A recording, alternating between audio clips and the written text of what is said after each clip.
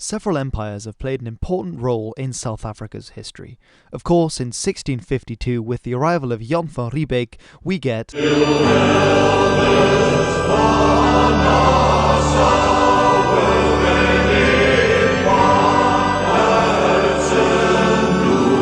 But in 1795, when the Dutch Republic was invaded by revolutionary French forces, a new power arrived in South Africa.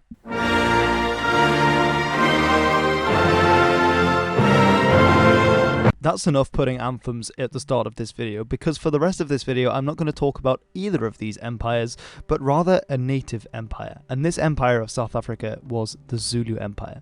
Now, a quick note about this term is that it's also sometimes referred to as the Zulu Kingdom, or the territory that they controlled as Zululand. Of course, a difference between a kingdom and an empire is the name of the monarch that rules it, and Zulu monarchs at the time were called Nkosi, so perhaps we should call it the Zulu Nkosi land, or something along those lines. But basically, kingdom, empire, it's referring to the same thing, because obviously they're not seen in the same way as the monarch of the strict definition of king and emperor in Europe at the time. The name for the Zulus themselves, what they called themselves, is the Amazulu, and this essentially means the Zulu people. And in this video I want to talk about how did the Zulu forge an empire in southeastern Africa during the start of the 19th century.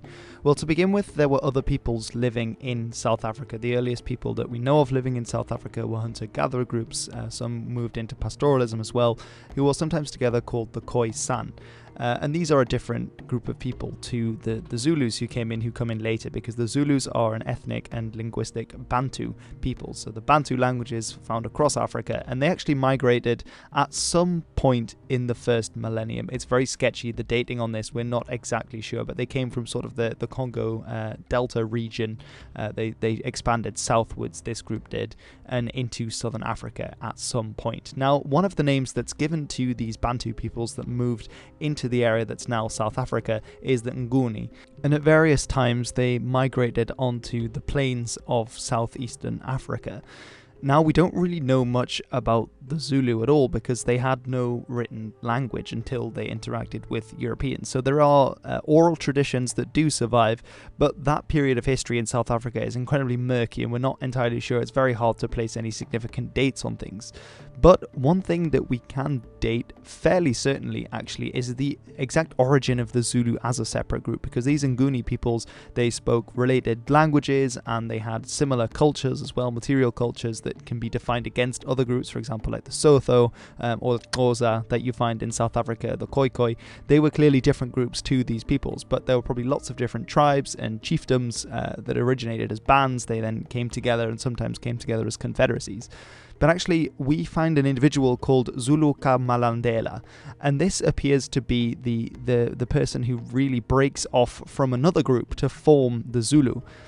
And now the name Zulu actually comes from the Zulu word Izulu, and this word actually means something like heaven or weather, so something to do with the sky. And this, of course, was the personal name of this leader. And we know that he died in 1709, so at some point around just in the last decade maybe of the 17th century, we have the formation of the Zulu as a separate entity, as a separate group from another northern Nguni group at the time. Now, we do find around this time, so around the start of the 19th century, you have the northern Nguni and the southern Nguni, again, both of them Bantu speaking, and the Zulu are just one small, rather insignificant group of northern Nguni that sometimes form together into different confederacies and tribes. Now, these groups that lived on the plain, just like the Native Americans in North America, the plains natives there, that they followed the buffalo around, and the buffalo was very important in both a physical way, so they made lots of things out of the buffalo, they followed them, they used it as food, and in a spiritual way. Well, for the peoples in this region of Africa, it was the cow that was incredibly important. Now, cows were used as a status symbol, so of how wealthy you were, depending on how many cows you had. If you were getting married, you would give cows as a bride price. It's similar to what you see, for example, I've talked about cows in the early Middle Ages in England or Scandinavia or the Germanic-speaking world. Cows were incredibly important, and it's very similar for the ancestors of the Zulu Zulu and for the northern Nguni peoples. Now they lived together in small tribal collections. Often there would be a tribal chief. Sometimes they would be called kings, depending on the exact status and the role that they had there. But again, as I say, the local Zulu word is Nkosi that they use for these rulers. And this was the state of affairs for many centuries on the plains. There would be intermittent warfare, but nothing particularly bad. It's small scale tribal groupings, and nothing really major that represented strong kingdoms or empires as such. Now, one of these groups was called the Mthethwa, and the Mthethwa, they were, technically speaking, I believe they're called a paramountcy. They're not really seen as a kingdom at the time, and they formed an alliance at the start of the 19th century with another group to the north of them called the Tsonga. Now, the Tsonga were important to them because they were in the north, and they were actually in touch with the Portuguese, who at this point were in the area of Mozambique, where they had trading colonies, and so they traded with various African tribes who brought them goods from the interior. So, for example, elephant ivory was incredibly sought after in Europe, and that's one of the reasons the Portuguese were there. What this served to do, however, was to put the Mthethwa in conflict with another tribal group in the north that before this has had a monopoly on the trade, and this tribal group was the Ndwandwe. And the Ndwandwe were a very powerful confederacy in the north and very deadly enemies to have for a smaller tribe, which is probably why the groups like the Mthethwa were looking around for alliances with people like Tsonga. Now, the ruler of the Mthethwa at the time was called Dingiswayo, and Dingiswayo is a very interesting character. Now, he tried to overthrow his father with one of his brothers, but the coup went wrong, his brother was killed, and he had to flee into exile. However, he was able to later come back and did manage to become the leader of his people.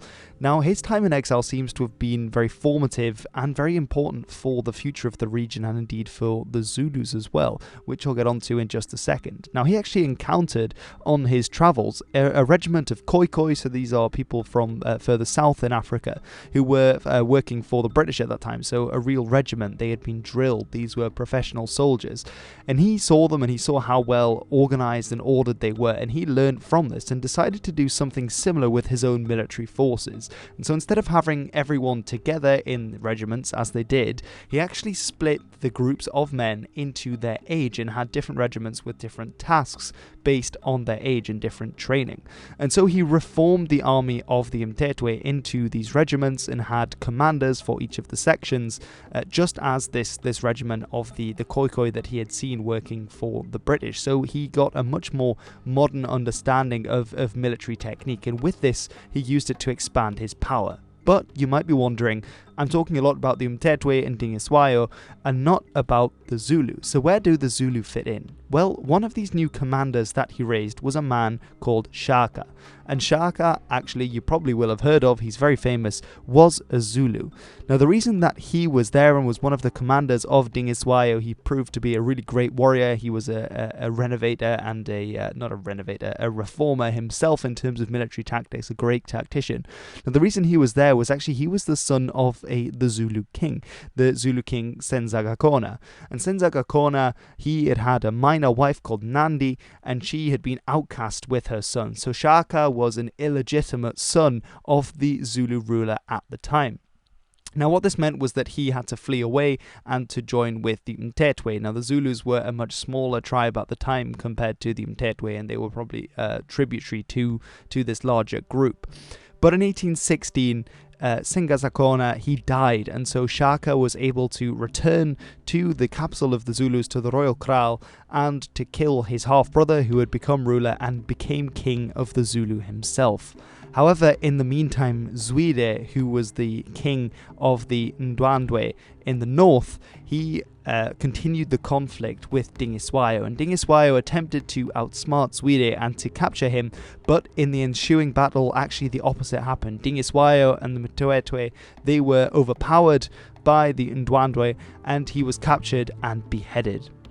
Now, the Mthethwa at this point, they were without their leader, and so they had been defeated in this huge fight, and so essentially they broke away. But instead, they joined with the Zulu, and basically they traded their leader who had been killed, Dingiswayo, with Shaka, and so they became Zulus. So now the boot essentially was on the other foot, and the Zulus were the prime power in this confederacy, this little alliance that they had made with other groups like the Tsonga, for example. Now, it's around this time, around 1817, when the Zulus and their allies moved move southwards from their traditional homelands into lands that formerly had been ruled by the Kwa-Bulawayo people. Now, it's possible that this was a military expedition, that they were conquering the Kwa-Bulawayo and thought, actually, these lands are quite nice, we'll have them. Potentially also, they were moving away from the area that was most exposed to the Ndwandwe, because they, of course, were living in the north, and that's another factor we have to consider. But it's interesting that Shaka moves the whole Zulu group from their traditional homeland, and this, of course, was important to these people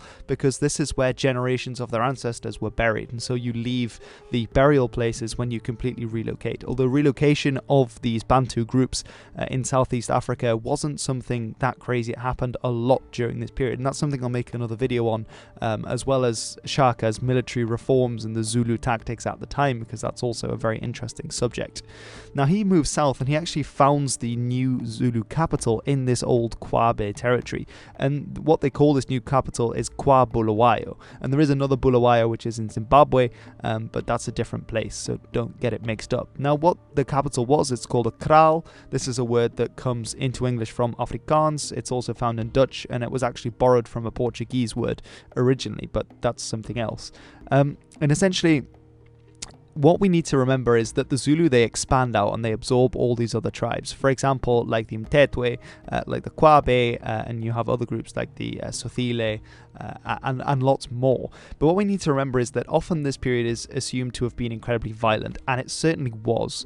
Zulu warriors and the new battle tactics employed by Shaka, again some of them taken from Dingiswayo's earlier innovations, were incredibly important. But this wasn't the only factor, it wasn't just bloodshed. A lot of this was political maneuvering. We might think of marriages and customs and tribes coming together to work together against powerful enemies, for example like the Ndwandwe, as well as coercion. Of course, there is a middle ground between the two of political threat and violence, and then the people go, actually, yes, we will join this confederacy of groups. So that's something to keep in mind when looking at this period. Now, in 1817, the two sides come together. Ndwandwe's, they attack the Zulus and Shaka, and this comes to a head at the Battle of Ggokli Hill. Now, at this battle, although he's very much outnumbered by the enemies, Shaka's new military innovations actually win him the day, and he's able to substantially defeat the enemy force, and King Zwide flees. Now, that is until 1819 when Zwide gives it another try, and this time it's at the Battle of Mhlatuze River. Now, during this battle, actually, Zwide has learnt from the new Zulu tactics, and he also employs these tactics, and yet Shaka still gets the upper hand. This is by using newer tactics that he's innovating, thinking on the spot, which really shows that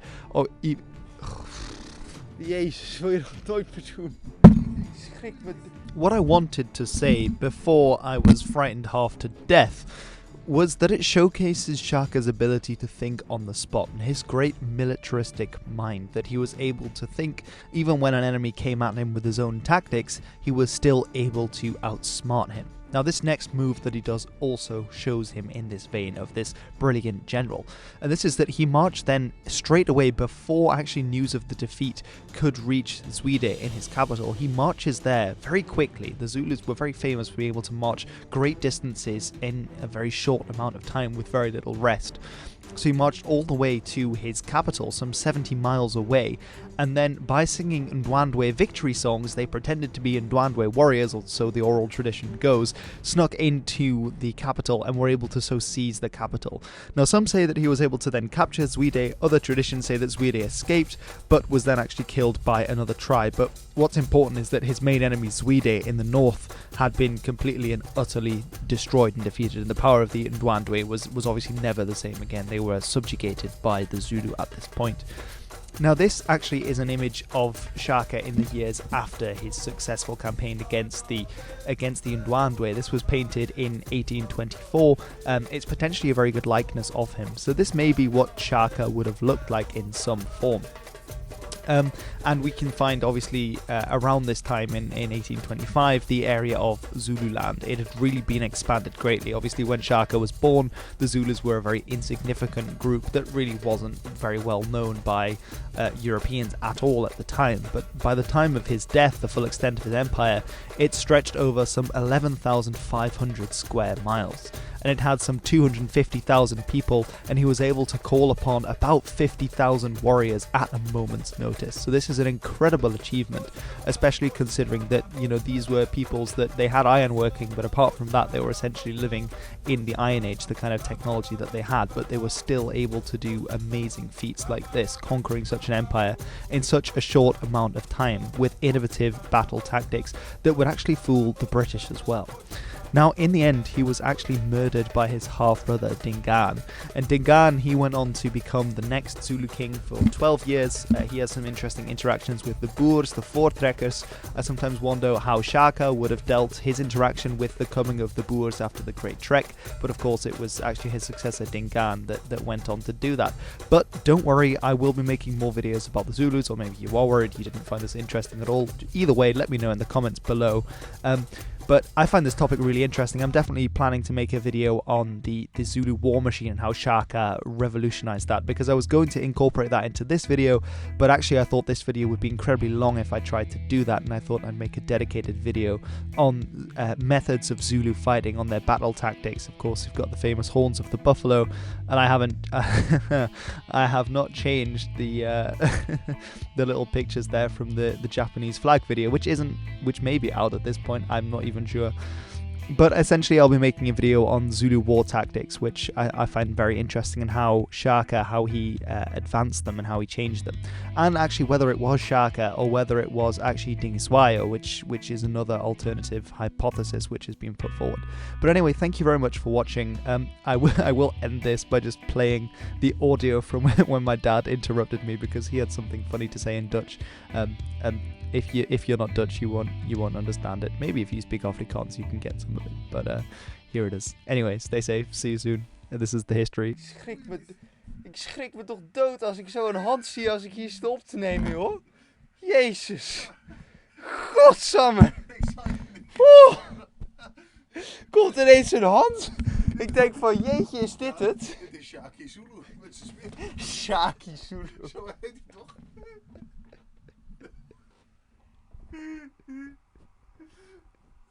Dat is een Nederlands liedje, Shaki Zulu. Ja, ik weet het. Hij kreeg op zijn feiten van zijn verjaardag een speer. Hij ging als heel wilde tekeer. Ja. Je moet ook niet hier binnen, je moet het buiten laten, want als ik je nou besmet. Oh ja. Dat ook nog, joh. Morgen uit quarantaine. Ja, jij moet eruit met je hoest, joh.